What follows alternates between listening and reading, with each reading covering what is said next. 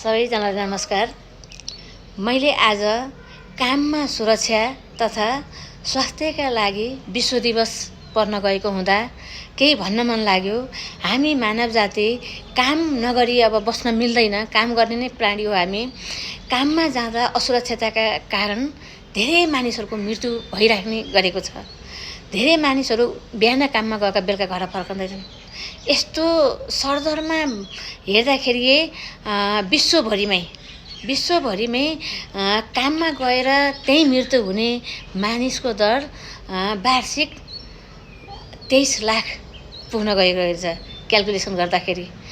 त्यसकै कारणले गर्दाखेरि 2003 सालमा ILO भन्ने संस्थाले काममा सुरक्षा हुनुपर्छ, यो स्वास्थ्यका लागि विश्व दिवस भनेर एउटा संस्था स्थापना गरेको छ र विश्वव्यापी नै लागेको छ कि यो काममा सुरक्षा हुनुपर्छ भनेर लागि परेको छ र यसलाई न्यूनीकरण गर्ने उद्देश्य लिएको छ। अब हाम्रो जानेर हुन्छ अथवा अन्जानमा हुन्छ, धेरै मानिसहरू मर्ने गर्छन् है। अब पहिला पनि हजुरहरूले श्रवण कुमारको कथा सुन्नुभएकै होला सबैले। अन्जानमा भएको गल्ती भनौँ है यसलाई। श्रवण कुमारले आफ्नो बाबाआमा आँखा नदेख्ने दृष्टिविहीन हुनुहुन्थ्यो। उहाँहरूलाई बेसरी तिर्खा लागेछ। बाबाआमाको एउटै मात्रै सहारा छोरा पानी लिन पोखरी जानुभएछ। पोखरीमा पानी लिन जाँदाखेरि त्यो पानीको गाग्री पोखरीमा उभाउँदाखेरि के भएछ त, आवाज आएछ क्या, एउटा पानीको आवाज आएछ। अनि वनमा शिकार खेल्न गएका शिकारीले मृगले पक्कै पनि त्यो पोखरीमा पानी खान आएको हुनुपर्छ भन्ने एउटा अनुमानले गोली हान्नुभएछ के। गोली हान्दाखेरि मृगलाई लाग्न पर्ने गोली कहाँ लागेछ त, श्रवण कुमारलाई लागेछ। उनी बाबाआमाको एउटै मात्रै सहारा छोरा, त्यही शिकारीको गोलीले निर्दोष व्यक्ति मर्न पर्यो। उता बाबाआमा तिर्खामा एकदमै तिर्खाले प्यासले आत्तिएर आफ्नो छोरालाई पानी लिन पठाएका बाबुआमा त्यो प्यासको आशामा उहाँहरू यसै छोराको मुखदेखि जानु परेको थियो के। यस्ता अन्जानमा भएका गल्तीहरू कति हुन्थे होइन। काममा गएर कामबाट घरमा नफर्कने अब हामीले सुन्दै आएका कुरा भए। अहिले आएर त यो सामाजिक असुरक्षा कति छ।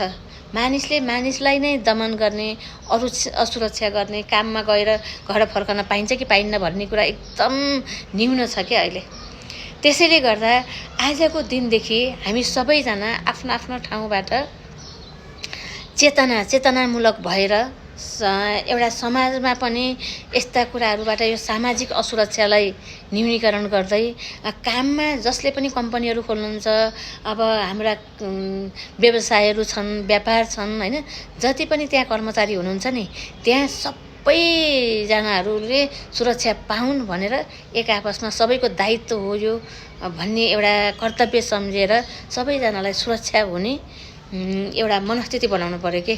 कहीँ पनि कतै पनि आफूको तर्फबाट यो सुरक्षा कसरी हुने भनेर हामी यो सामाजिक सुरक्षालाई एकदम ध्यानपूर्वक लिएर सबैले सबैलाई आफ्नो सम्झ्यौँ, आफ्नोपन ल्यायौँ र सबैले सबैलाई सहयोग गर्न गयौँ भने यो सुरक्षा आज पर्न गएको सुरक्षा, काममा सुरक्षा तथा स्वास्थ्यका लागि विश्व दिवस